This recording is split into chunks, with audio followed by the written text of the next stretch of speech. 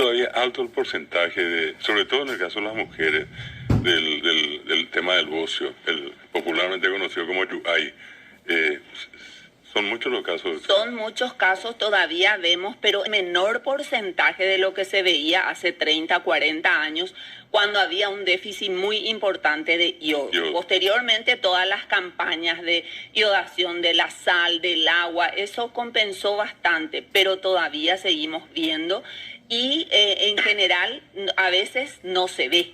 O sea, eso es lo que muchas veces cuando hay estos síntomas es importante consultar, porque recién vemos con la ecografía el bocio, el agrandamiento cuando salta hacia afuera, no hay problema porque cualquiera puede visibilizar, pero muchas veces ese crecimiento puede dar hacia adentro, incluso entrando en la cavidad torácica, es lo que se llama el bocio endotorácico, y ahí puede dar más bien síntomas de compresión, uno se atora frecuentemente como que o está durmiendo y tiene una cierta dificultad para respirar, como que le falta el aire. Esos son los bocios que van creciendo hacia adentro y que muchas veces mirando el cuello no lo vemos, por eso que es importante completar los estudios.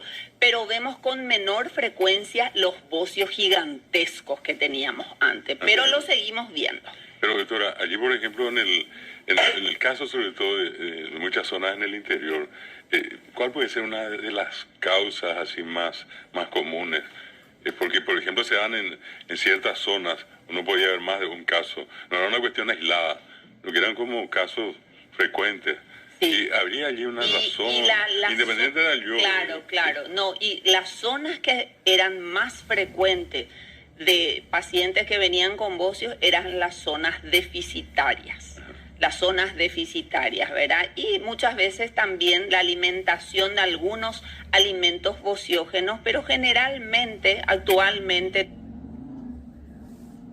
todo, la mandioca, por ejemplo, pero es la piel, nosotros comemos sin la piel y todo eso, ¿verdad? Entonces, pero no, hay muchas causas del agrandamiento y de los nódulos en general que hoy incluso ni lo sabemos. Muchos productos estamos utilizando, en muchas, digamos que la alimentación por un lado, por otro lado, el cigarrillo del ambiente, no solamente el que fuma, el estrés, todo eso son condicionantes para la formación de nódulos en la glándula. Y frutas, digo, hortalizas, que realmente, por ejemplo, se recomendaría en este caso consumir una especie de suplemento al tema yodo. La alimentación saludable es muy importante para todas las patologías y sobre todo para la tiroides. Ver si no hay anemia, porque el hierro es fundamental. Entonces, alimentos como la carne, el huevo, los lácteos, las verduras en general, porque tienen muchas vitaminas, ¿verdad? La vitamina D es muy importante también, el magnesio, o sea, todo comer, yo siempre le digo a mis pacientes, a veces no hay necesidad de suplementar. La persona que come verduras de todos los colores, verde, rojo, amarillo, las personas que comen frutas de todos los colores, están consumiendo vitaminas de diferentes formas, vitamina C, vitamina D, diferente. Entonces, cuando hay una alimentación saludable, es también cuidar la tiroides. Usted decía, doctora, cirugía. En el caso del bocio que crece, ¿eso se puede extirpar? Se puede extirpar. El tratamiento de la mayoría de las enfermedades de la glándula es médico. Son pastillas. En el caso del hipotiroidismo es dar la hormona T4 que se toma en ayunas, que es importante.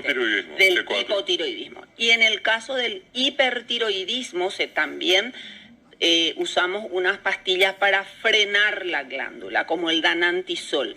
Pero llegado a un momento planteamos lo que nosotros llamamos tratamiento definitivo, que es como les dije, el IO o la cirugía. Cuando se opera un paciente, en el caso de los bocios, cuando uno tiene un bocio grande y está comprimiendo la tráquea y está ocasionando dificultades, eso se puede extirpar, se hace lo que se llama una tiroidectomía total, se saca toda la glándula.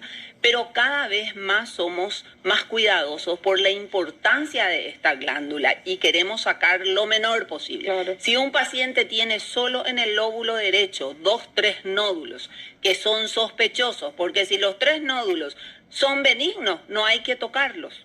Eso hay que dejar porque la estructura y la función son cosas independientes, pero son muy importantes. Ahora, si el nódulo es sospechoso de cáncer de tiroides, también va a cirugía y eso se opera.